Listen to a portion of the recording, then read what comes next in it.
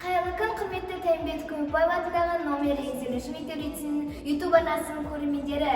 Сіздермен бірге Мектеп Лайф бағдарламасының жүргізушілері Жайлыбаева Еркемай және Ерлепес Мейірім. Бүгінгі эфирде мектебіміздің көрікті де көрнекті әрі өзекті болып табылатын жерлерді жалғастыруды таныстырамыз. Қызықтан құр қалғыларыңыз келмесе, бізбен бірге болыңыздар.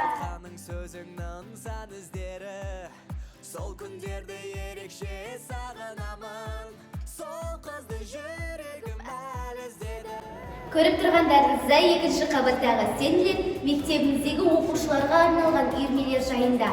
Өмірдің екі тірегі – үйренуден жалықпау, үйретуден аянбау демекші. Үйірме жұмыстарының мақсаты оқушылардың шығармашылық қабілеттерін ашу, дамыту. Я, дұрыс айтасың Еркемай, білгеннің жақсысын қыл, білмегенің біле бер демекші. Білуге ұмтылған, зейінді де зерек оқушылар қаншама. Бұл үйірменің мақсаты өсіп келе жатқан өсекел ұрпақтардың өрісін кеңейтіп, жан-жақты бесаспап азаматтар мен азаматшасын қалыптастыру.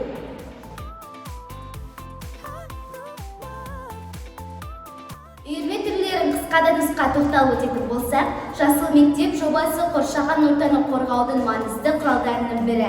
Жоба барысында оқушылардың шығармашылық қабілеттерді дамыту, салауатты өмір салтын дағдыларын қалыптастыру және практикалық бағдарлы оқыту қағиданы жүзеге асыру, экономикалық еңбекке баулу жүзеге асырылады. Мен сырға сенемін деп Мағжан Жұмабаев айтқандай, жарқын болашақ жастардың қолында.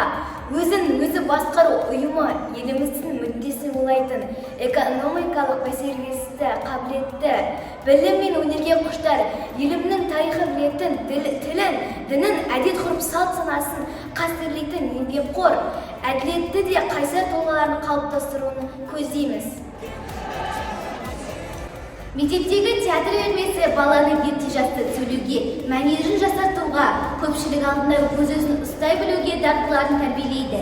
Мақсаты оқушылардың табиғи шығармашылық қабілеттерін жетілдіріп, ойлау мен реакция жылдамдығын арттыру болып табылады. Жақсы пікір дебат клубы жастардың жан-жақты дамуы үшін өте қажет. Оқушылардың өз ана тіліне ойын ашып, анық еш қысылмай айтуына баулиды. Кітап оқуға деген қызығушылықты оянып, сөздік қорының молаюына себептері зор.